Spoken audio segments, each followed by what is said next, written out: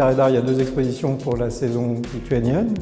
Maria est une artiste qui travaille différents matériaux qui sont à la fois traditionnels, comme le verre, ou dans cette salle, un matériau plus contemporain qui est le silicone. C'est aussi un travail qui sont liés souvent à l'enfance, des formes, des dessins qui sont très importants pour elle.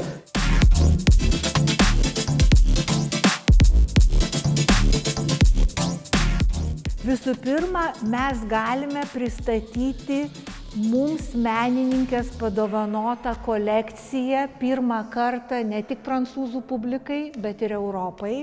Jinai svarbi šiuolaikinio meno istorijoje kaip architektūrinės vizijos ieškant alternatyvos griežtai, įprastai kvadratinio miesto struktūrai. Ir kas ypatingai svarbu, jinai ne tik tai puoselėjo viziją, kurią siekė susigrąžinti prarastus namus, saugią buveinę sielai, bet ir ją įgyvendino. Tai yra labai svarbu šiais sudėtingais istoriniais laikais.